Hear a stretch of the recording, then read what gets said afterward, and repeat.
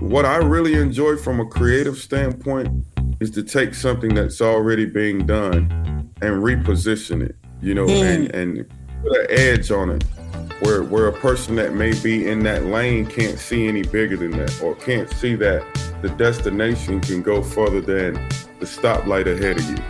Between the Grooves is hosted by James Curtis, music director and morning man in the Greater Toronto Area on Joy Radio, and Aisha Woods, Grammy-nominated singer, songwriter, and musician. Together, they talk with artists and industry insiders to discover our connection between music and faith. You can connect with us on Facebook or Twitter at Between Grooves. Now, here's James and Aisha.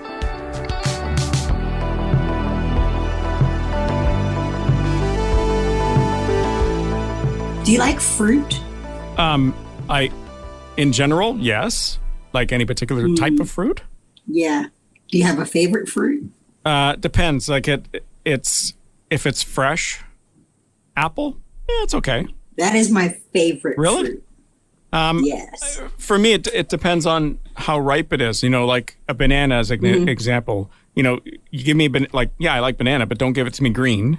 And don't give it to me overripe. Right. Strawberries, right. Like them fresh when it's strawberry season. Otherwise, I don't like them because they're just not as sweet and juicy as they would normally be. No, they're not. And blueberries and everything else, right? So it's got to be yes. like the seasonal fruit. Then I'm really good with it. Right. How did we ever get talking about fruits and vegetables? I have no idea, but that's all right. It makes me think of look. I gotta start being all spiritual, right? Yeah. This is a Christian podcast, so yeah, you're on in 3, 2. There you go. It makes me think of the scripture that talks about not putting all of your eggs in one basket and not knowing where you may find success. Mm-hmm. And I'm going to find it somewhere. It's in the Word somewhere, but it just makes me think of Terrance and our conversation with Terrance, him being an entrepreneur and having his hands in many different things, and finding success at it, mm-hmm. I think it's really difficult for artists and musicians if they're really passionate about music and they don't necessarily have the business skills. I think it's really difficult for an artist or a musician to succeed because they spend all their time doing the music side of things. They don't invest any time in the business side of things. And so sometimes it's just more of a hobby. And unless they can get people on board on their team to help with the stuff that they're not necessarily good at, right?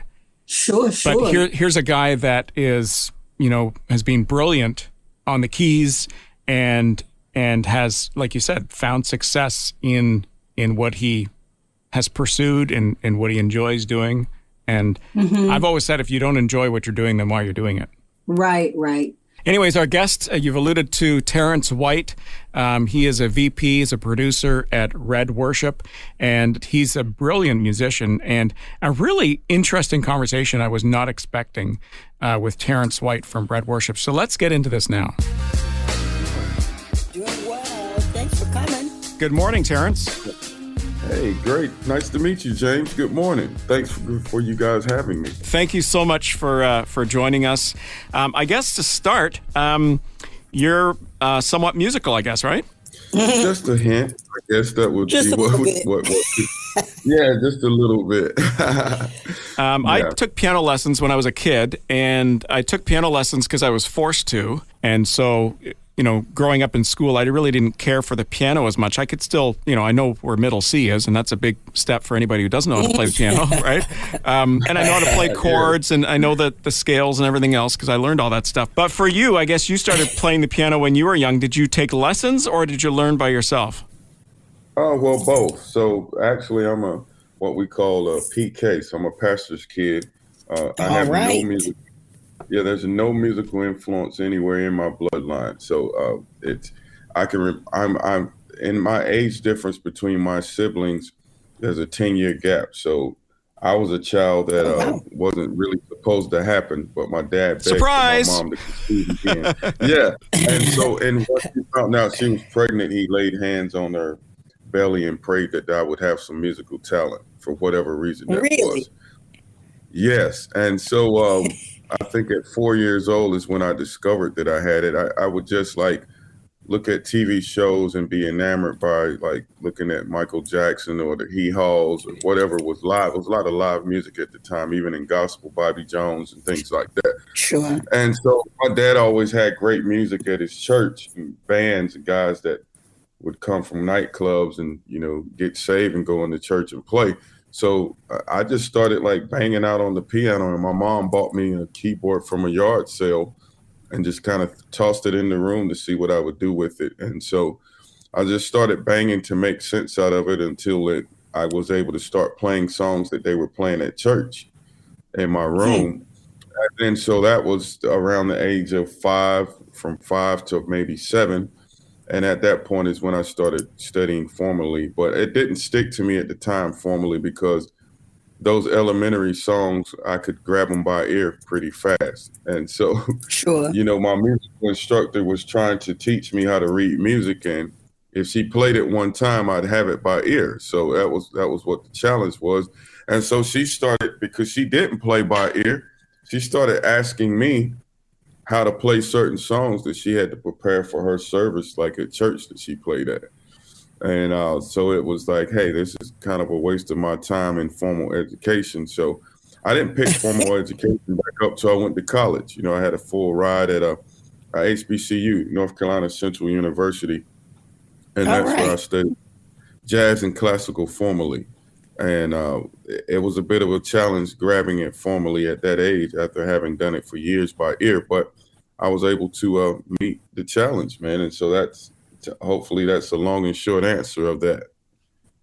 So when you consider music in your life now, are you a read from the notes or from the charts, or you're still the play by ear guy?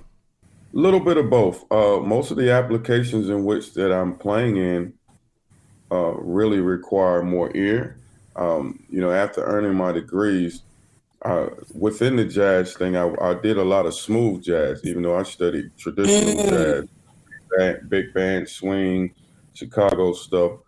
And it was like what was popular, you know, difference between popular and absolute music, you know, what would really pay in that region, unless I wanted to go overseas, was music that was the smooth jazz era. So there's a guy named Marcus Anderson that I pretty much groomed and grew him into being an artist. He went on to play with Prince and now CeeLo Green, and does a lot of festivals, into a 16th album at this point. And we played the whole Raleigh-Durham circuit, you know, for me producing his records, and that was all emotionally based music. So some of the hybrid, if there's shows or things that I'm called on to be a music director, I may chart it out just to have a reference point.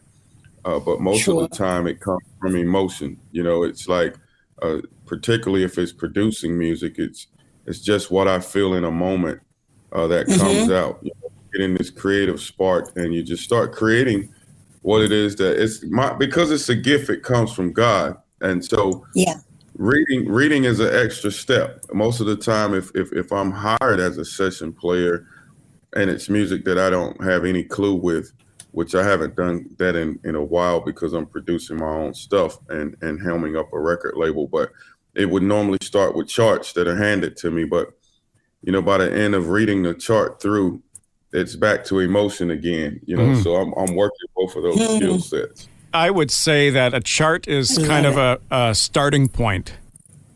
Absolutely. Yes. I had, growing up in the church that I attended, we had this guy who he actually played the Hammond organ. He was very skilled musician, very skilled pianist. And this guy was just brilliant on the keyboard and playing. If you can just imagine the Hammond organ and you've got the chord charts, but he would stray from the chord charts and create these new notes that you've never heard of before. And so you would have even a traditional hymn that would sound completely different because of the weird, not weird, but oh, there's a note there that I haven't heard before. And oh, that sounds really good. And then he would just go on and on with it. Like, to me, it sounds like that's what you enjoy the most. Yeah, it's improvisation. It's one of which it's I'm using the word emotion, but it's one that I think being a musician or a creative in general, it should be one in which you're lending your gift back to the creator that gave it to you. And Sure. so it's like moments that are in real time, particularly when in studying jazz, which is a very much improvisational piece of Hmm. music. It's just like that. You're not going to ever probably repeat the same thing. I mean, outside of playing ahead of a song, the melody line, and it's one of which that God is just downloading in real time. A perfect creator that has a perfect timing will give you something in a moment that it's created that's just downloaded specifically to you. But hopefully it Right. resonates with the spirit and the soul of the individual who's a recipient of it.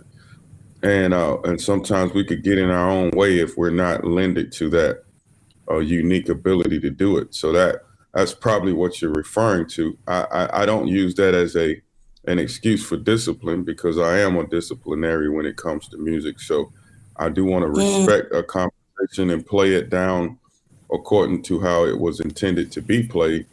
But I don't mind improvisation as well, So it's a happy medium in the two worlds. I don't want it to be a jam session, but I do right, want what it right. is God is giving you to be able to be freely expressed, and hopefully in a Yeah, collective sure. of a band, if you've got the right synergy going, you can have those type of conversations happening in a band setting.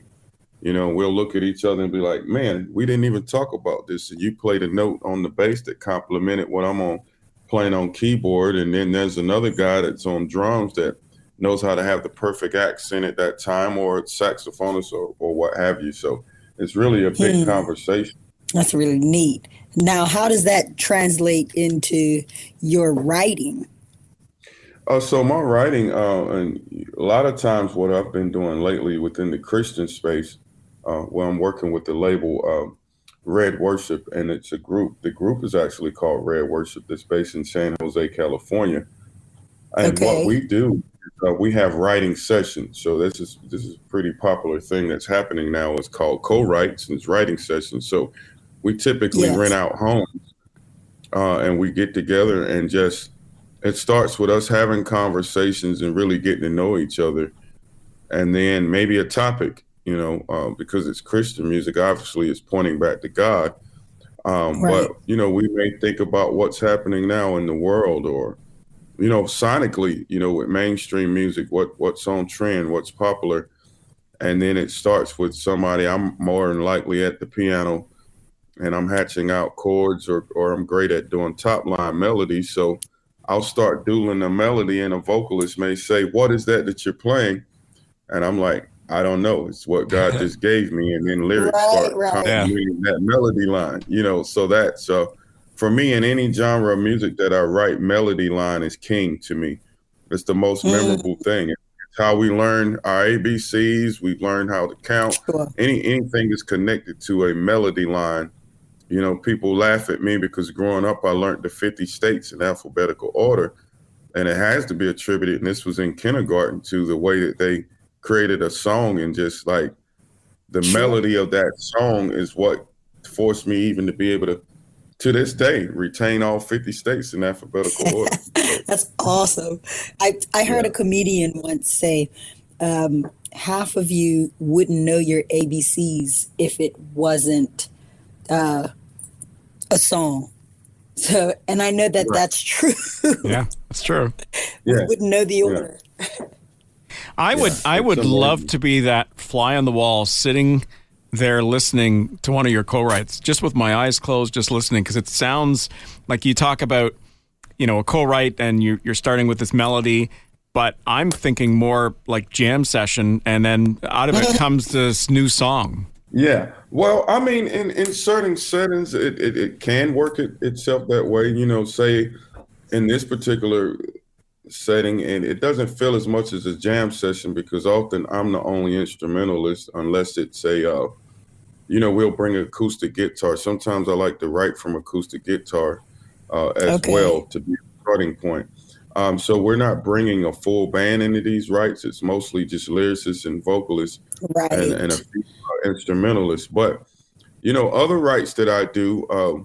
in Atlanta when I'm there. It's in the R&B hip hop space. It's a bunch of beat machines, and I'm still probably the most musical guy in the room. So they're either sampling or coming up with beats or riffs that they've Right. gotten from Slice or something like that. But it feels like a jam session because you're hearing all of the drums going all over everywhere, and bass Mhm. lines being coming up with. But at some point, the jamming stops because somebody feels like a sweet spot has been hit, and we need to use that as a foundation to build upon.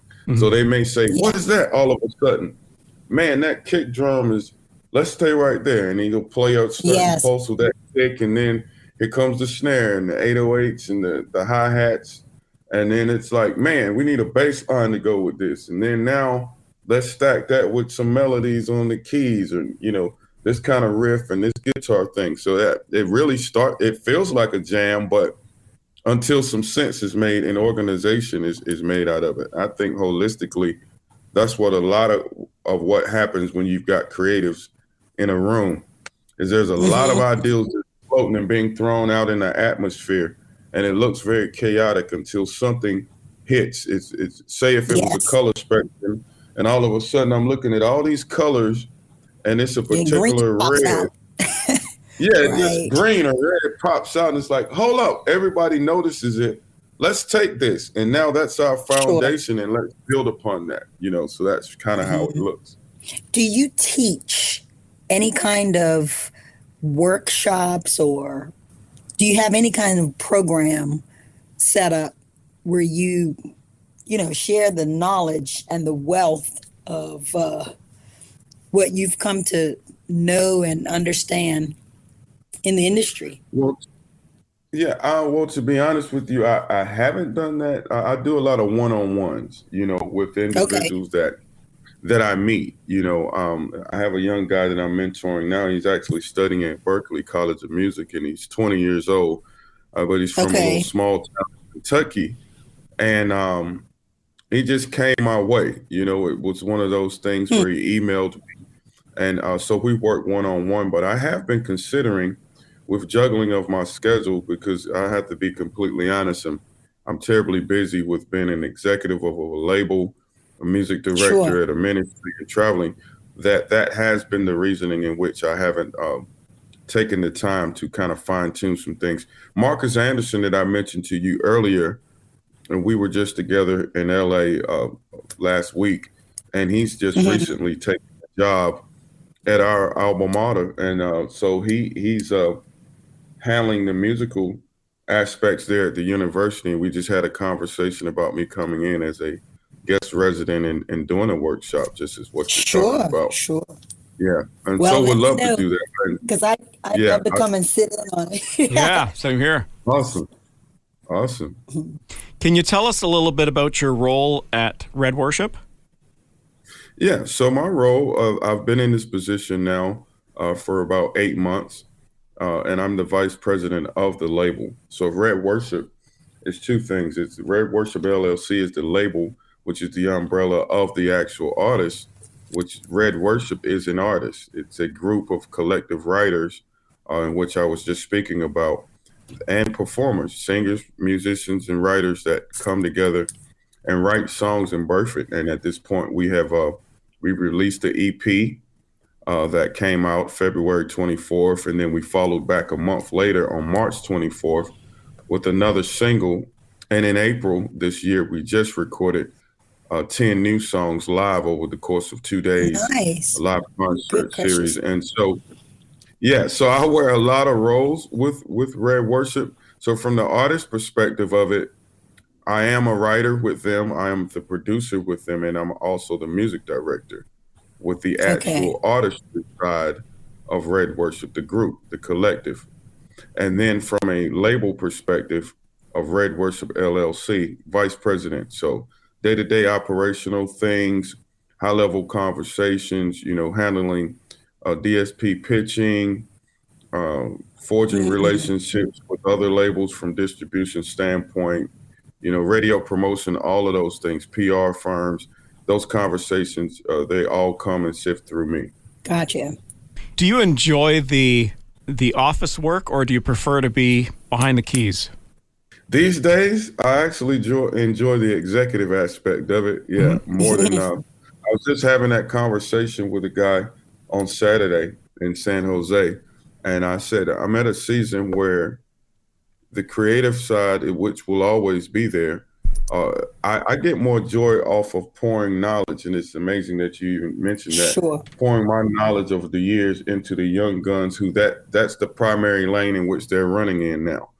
So I do like the lane, but because now it may be an 8-lane highway and not just a single lane, it's one of Same. which I'm and it's dangerous to be in that position. Honestly, I've dealt with that with a lot of guys that I started in the single lane, and they didn't understand the diversification, Yes. multi-streaming, whatever you call it, it to be. You will get burnt out at anything that you just do in one way of doing it. At least if you don't learn Right. to advance yourself within it. So yeah, to answer your question, I love from what I really enjoy from a creative standpoint is to take something that's already being done and reposition it, and put an edge on it where a person that may be in that lane can't see any bigger than that, or can't see that the destination can go further than the stoplight ahead of you. Right. And so that's the season I am. That from a creative aspect. So in other words, behind the keys would be if I'm listening to a guy play and he's already composing something or already jamming, and I may say, hey, let me hear that. And I might jump in at what he's doing and even learn from him. And then I'd say, hey, this is the approach that we took to this. And if you add this to your vocabulary musically, this would take you in another direction. Even further. Then, Sure. yeah, even further. Yeah. And so that's what I do enjoy about it at this season. And then how it complements each other is the fact that I have moved into this executive realm. So my insight is different. The way that I approach sitting down and playing is now for a finished product. Is because what I know that the average listener would want to listen to, what would be fashionable in a way that would attract people to want to listen. So jam sessions aren't. It's funny that you speak to that, because jam sessions is what feeds us as creatives and musicians, but doesn't necessarily feed the average listener that will be the consumer. You have to learn how to dial back and give them simplicity. Well, you've kind of taken that big picture role, and almost because of your knowledge and because of the people that you speak to on a day-to-day basis, you're kind of that forward-thinking guy too. So what somebody might be working on now, let's take a look at it from this angle, because this will take you here, here, and there. Sure enough. Absolutely, man. And I think that just comes with wisdom. Once again, I had no blueprint. Even as a behind the keys guys, there wasn't anybody in my family that understood music. In fact, growing up playing in church, I think I had peaked. I share this personally. I'd pretty much peaked my ability to play at my father's church at about 13 years old. The guys that I looked up to, that I told you when I was a kid sitting beside my mom and listening to them play, and these guys come out the nightclub, by me studying them every day at home with this yard sale keyboard that eventually my parents invested in better things for me to play on. But, and I ended up playing at church and started with the youth choir. Normally in church, youth choir is the lowest of the tier of choirs and musical. Sure. But sometimes they're the best later on, right? Yeah. And so that's what happened. So, by I think probably maybe 10 or 11, the guy that I looked up to asked me to join their choir, which was the premier choir at his church, the fourth Sunday choir called the Inspirations. He asked me to become the second keys player for them in conjunction with playing for the youth. And so I'm with the adults. This is the choir that packs the church out, standing room only every fourth Sunday. And it got to the point that because I studied in detail, my ear had gotten really sharp and my skill set had matched what I could hear to be able to articulate that on keyboard. that I noticed they weren't learning the songs to the level in which I was studying and playing. And it became problematic. It's a very unique space to be in because at my age, I had to be respectful of my elders. You know, it's like, Sure. am I disrespectful by saying this? This you know, know-it-all kid, I know, yeah. Right, but the gifting was so like there was such a pull on being a perfectionist and continuing to sharpen his craft in me that it would vex me not to say anything. And so I approached my dad about it. And I said, Dad, I don't really want to play with these guys anymore. They're not really as professional as I thought. And then he was offended by that because he didn't understand music. And his response to me was, as long as I'm providing a meal on your table and a roof over your head, you're going to play at my church.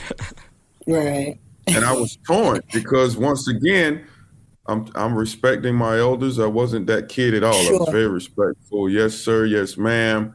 You know, never wasn't a problem child at all. But I was torn. And so my older siblings, I told you the difference in age. I said, I asked my brother who lived about 35 minutes away in a neighboring city. I said, man, would you mind if I moved in with you? And I told him what my challenge was. Well, because he was older and I think probably was in college at that point, was like, I get it. I understand it. You know, being a PK and a limited perspective in which they view things in, it was like, I'm going to help you with this. Sure, you can move in. So while my dad was ministering in church, you know, because by the time the pastors get up to preach, you know, that's most of the musical attributes are done until my dad's a Baptist preacher. He tunes up, what we call it, and starts hooping. Then it's time for me to play. So, and that's where the organ comes in. And so Sure. I actually I was smart enough to have written him a handwritten letter telling him I was resigning from his church and that I was moving out of the home, and left it on his pastor's desk, while he was ministering. Best way to do it, right? Yeah, you know, and went back in and played for him. So, needless to say, he didn't see the letter until he finished preaching and went back in his office to change clothes and was probably hilarious. like, what is this? And I got a ride with him in the car home. So, I thought you were going to boot out and hide. No, man. You know, I was waiting for him to respond. So I just didn't have the courage to tell him this, you know, face to face. And so in tears, he said to me as we got home, he says, if it means that much to you, I'll release you. You can still stay here, but you're free to play for whoever you want to. Wow. And study, I didn't know awesome. the uniqueness. Yeah, I didn't know the uniqueness of this because in studying a lot of preachers' kids and their relationship they have, the ones that are musical with their dads and moms, whoever it may be, a lot of them get stuck in that environment and they're not released. And it's like, hey, it's a very tricky thing, you know, and so it hurt my dad at that age, but it led to me to be able to have a life and I'm from North Carolina, a little town that only has 20,000 in population. And now I've traveled the entire world as a result of that. My dad's maturity at that age to say that. But it hurt, you know. And so he released me, and they've been good. And the guy that I'm referring to, that was the guy that I learned from at those ages and peaked, is still at my dad's church. And he's like 70 years old now, the same guy that plays there. Wow. Yeah. I guess I can understand if you're in a place where there's no growth, no new challenges, almost a little boredom, and the fact that you don't want to get stuck in a rut. I mean, you need to move on. You've got no choice, especially if you're a creative and you really have got lots of ideas and things you want to do. It's almost limiting to stay in that place, isn't it? Absolutely. It really is, man. It wasn't a town that fostered much. It was a great foundation, though. Sure. I think that my discipline came as a result of not having a lot of options. This was at the time in that town. It's really not like that now. It's high crime rate, and not much for kids to do. You know, even from a playground perspective. Back then, it was at least you go outside and run football or basketball or do something musical like I elected to do.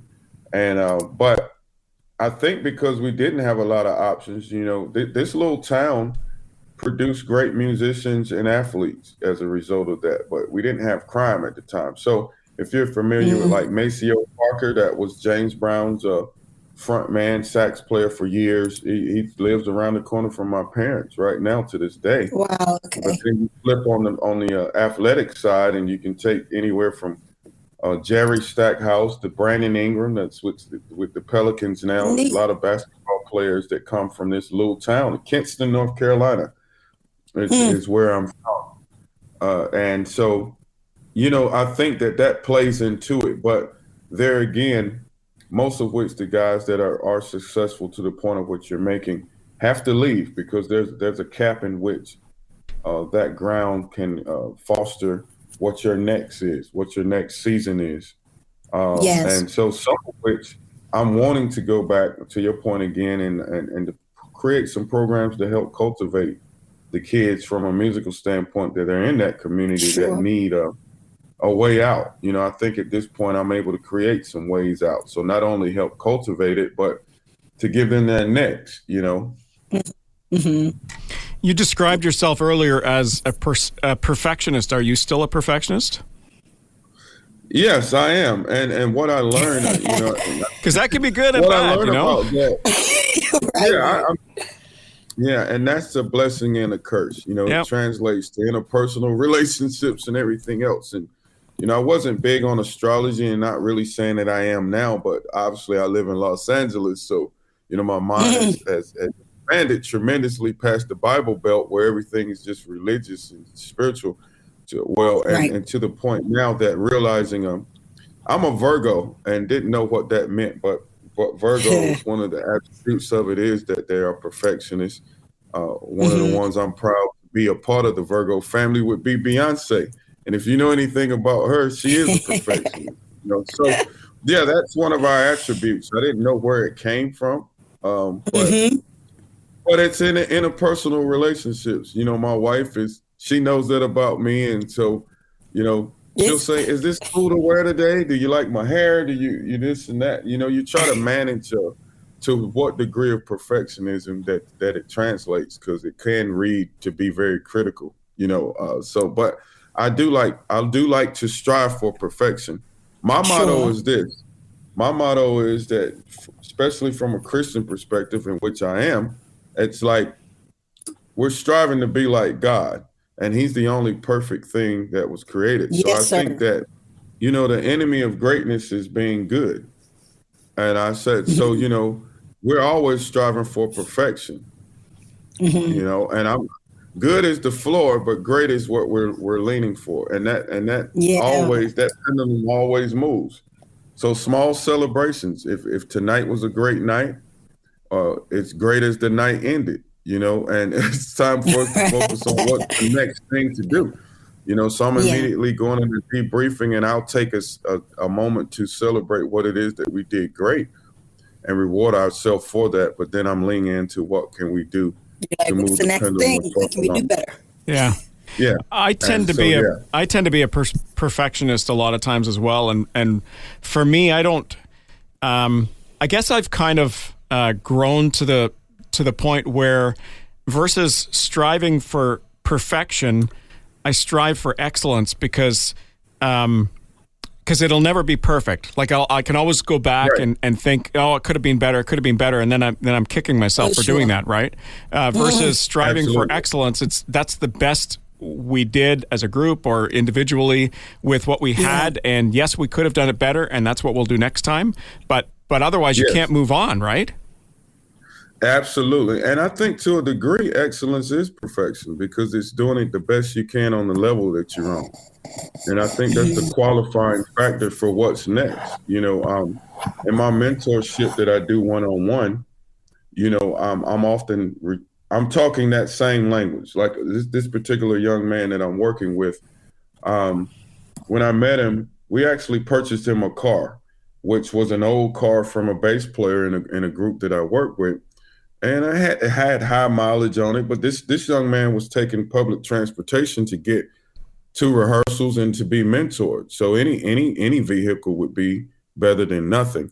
And so what I told him, I says, hey man, value this car. I said, make sure this car is never dirty on the inside, that it's full of gas, there's no service engine lights on, and that you keep it clean and washed.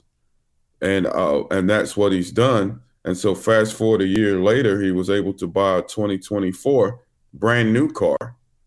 You know, he's got more employment now. He's doing really well. This is a college student.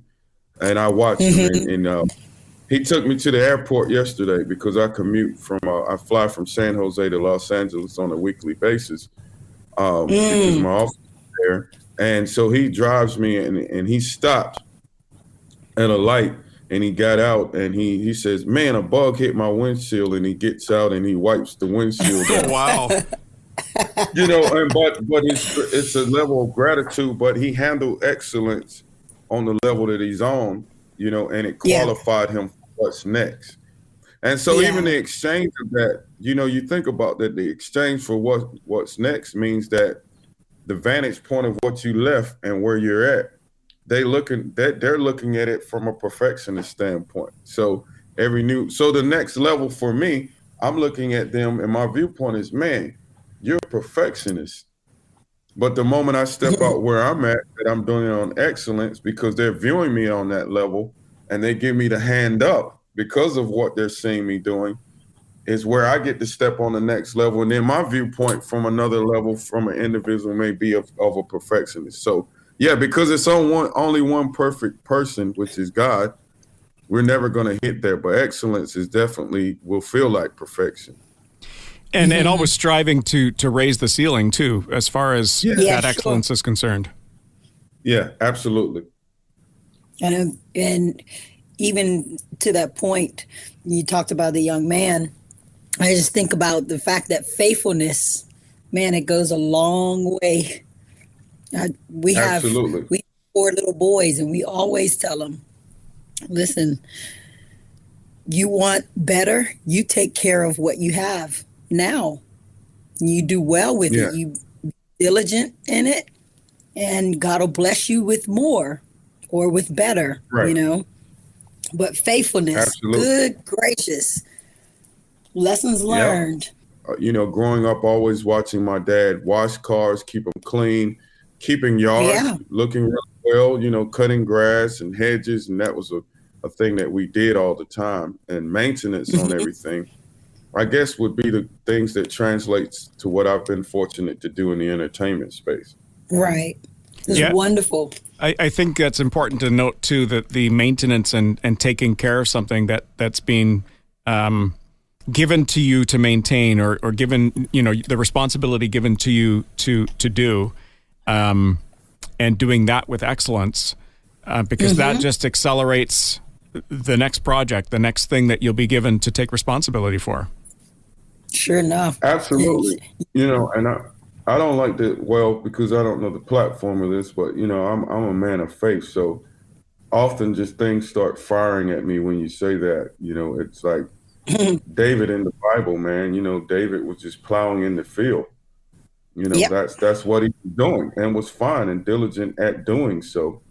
And he continued to be exalted, you know, to becoming a king, you know. And I think that the qualifying factor is why the lights and the cameras and the action is not on you in a focal point. It's like you being true to your wilderness experience of just you one-on-one, because how big God is, he sees and knows everything. And often he uses the people. He uses individuals in which peer-to-peer you would think are unqualified. That's all through the Bible.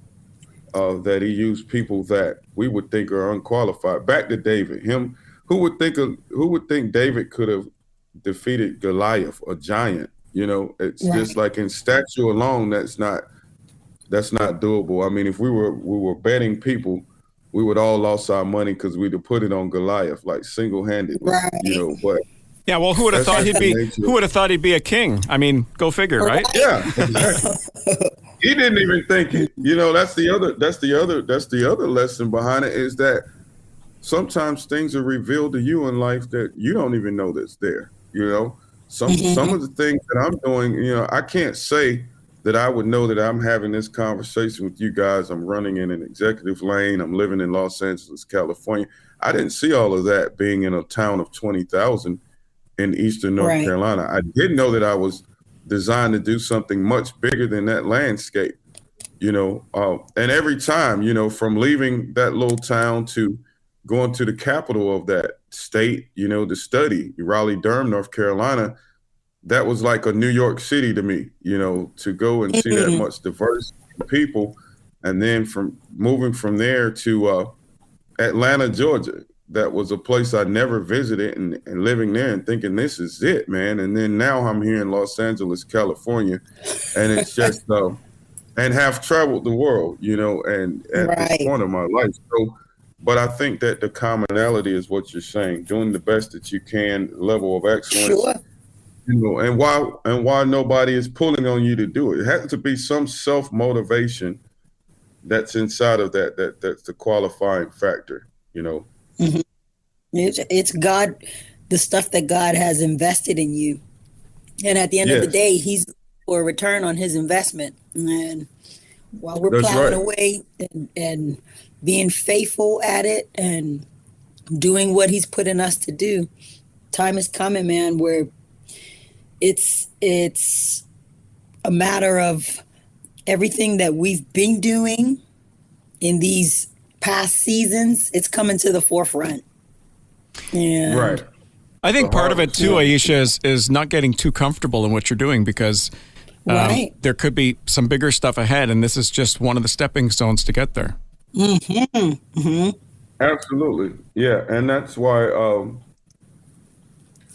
like, and I'm at the age now where people are asking, what is it? What is it that you want to do? What is it that you see yourself doing the rest of your life? And that's a hard kind of question to answer, because Sure. I do say It's all about holistically, seasons. it's about seasons. I do think that what I've learned at my age is that the more I pour into others of what my life, and that for me right now is one-on-one, that when I'm pouring that into others, it's allowing God to open up what the next season for me is, and Yes. so and He reveals that the more I pour. And I think that's what we're all here to do, just be vessels Yeah. and terminals used in which He can communicate what He wants to see happen through Yeah. us being the terminals to give that to the next person. I hate to keep referring to this young man, but this particular guy is one of the closest things to me, because when I met him, I didn't realize his upbringing or anything of that nature. Well, he lost his dad, his biological father, at 16. Wow. And here recently, the last 3 months, his mom passed suddenly. We were actually working on a new single because he Goodness. interned with me, and we were preparing to shoot a video and record a new single the next day, which was on a Wednesday. And we were in the studio that Tuesday doing pre-production. And I noticed he had been gone for about 2 hours. He had been there with me all day, and this is about 11 at night. And so I asked one of the guys, I said, "Where's Robbie at? Have you guys seen Robbie? I needed him to run some errands for me." And they said, "No, we haven't seen him." And by that time, he had come back in there. He had his phone, and he was in tears. He had gotten a call that his mom had a massive heart attack and passed. Jesus.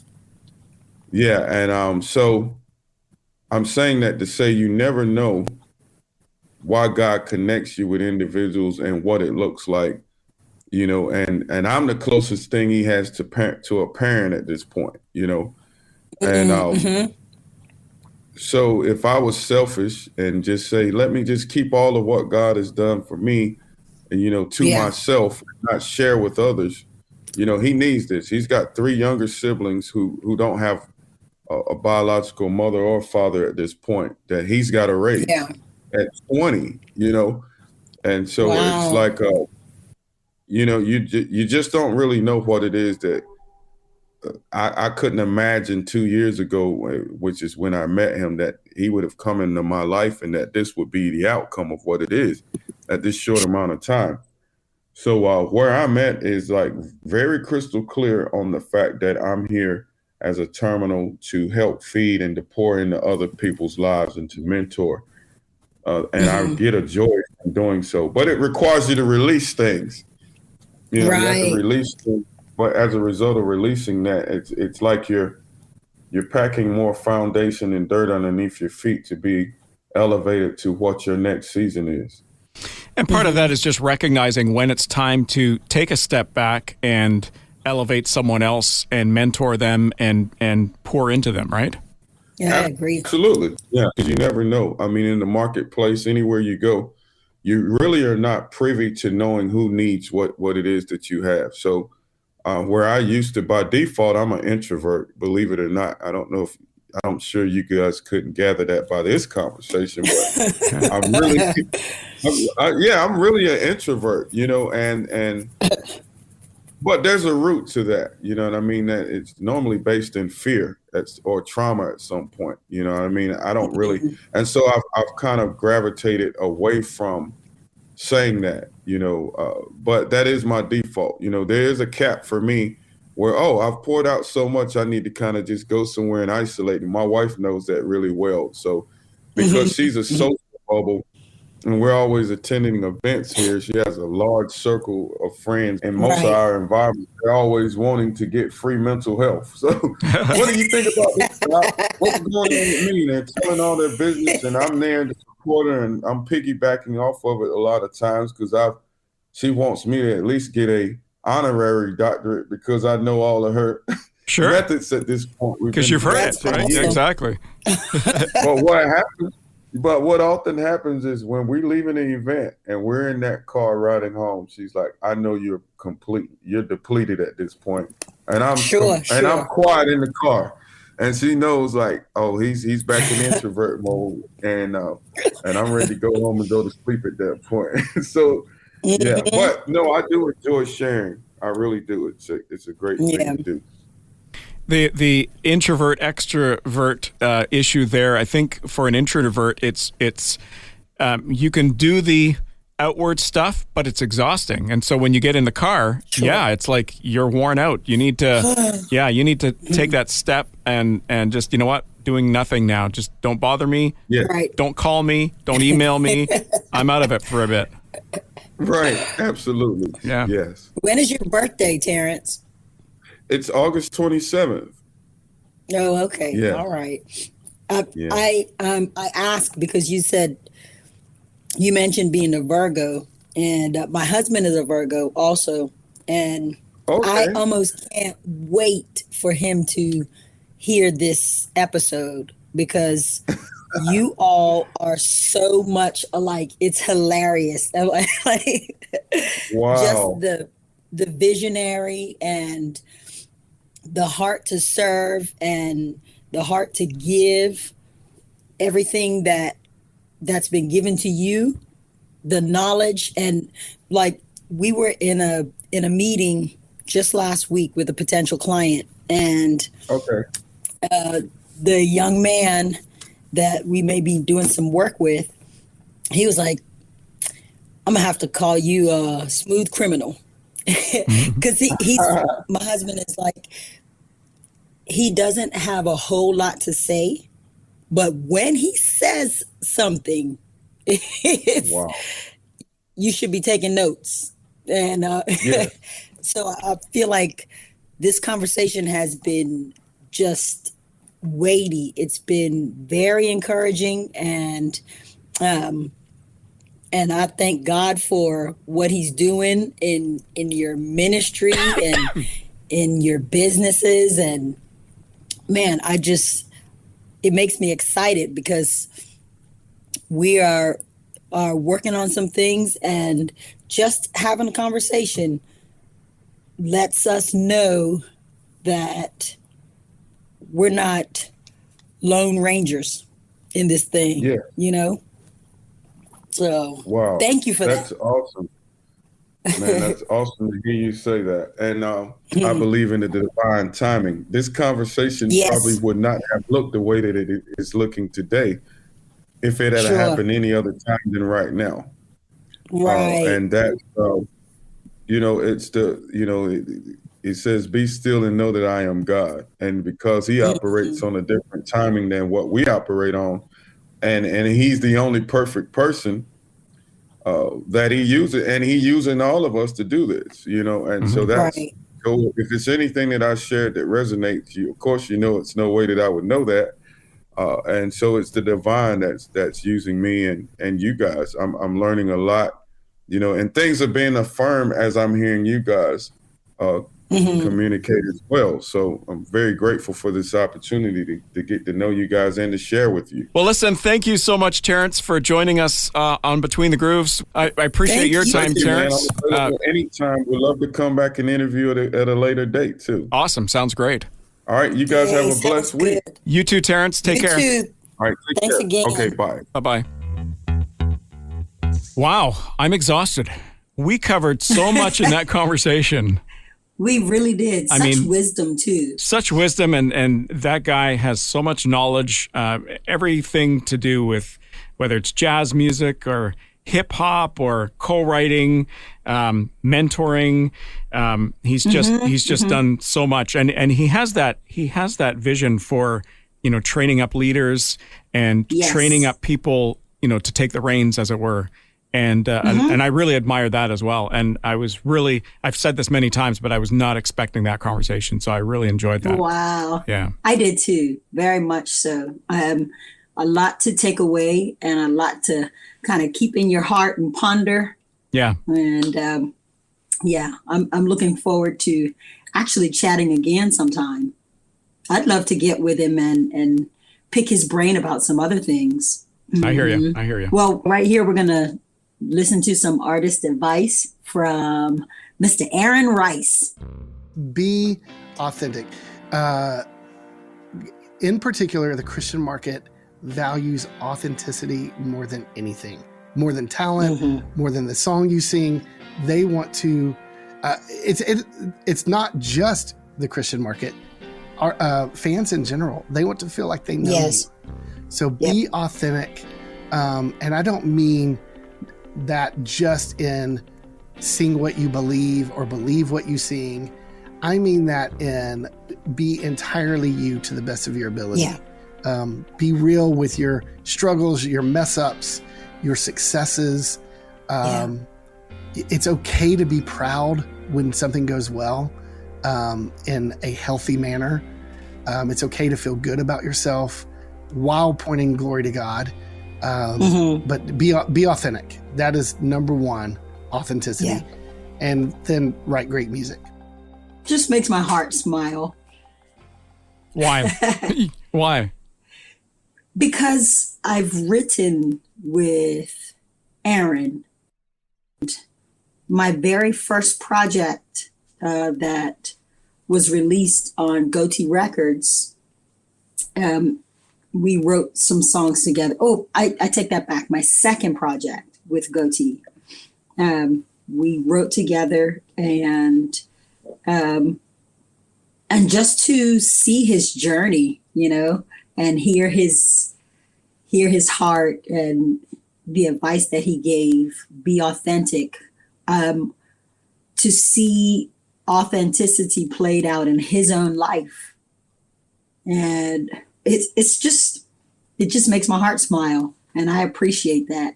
I appreciate that advice. I think for artists to be artificial and fake, I think fans and listeners can see past that.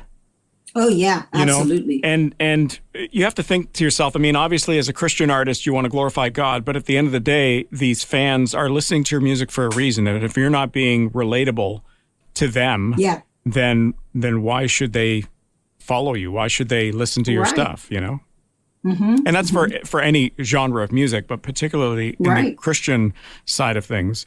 And that's the reason why if you fall big time, it's so devastating for singers or listeners and fans of your music as well, right?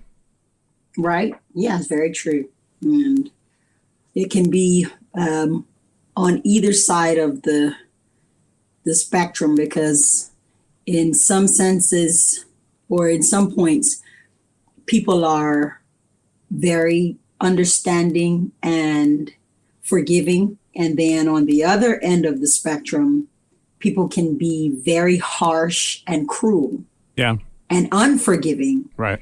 So I think when you are authentic, if you do happen to fall, people are more forgiving if they can relate. Right. You know what I mean? Yeah, If they know that you've been authentic and because they've been with you on that journey. They've been with you on that journey. Exactly. Yeah. Versus something you just kind of find out about in the blue. And it's just like, what? Right. He did that? It's like, really? Exactly. Like, no clue that he had this hidden life, you know? Right. So, right. yeah. Good words of wisdom once again from Aaron Rice. And thank you to our guest, Terrance, for joining us on Between the Grooves this week. And thank you to you for listening and for hanging out with us. Yes.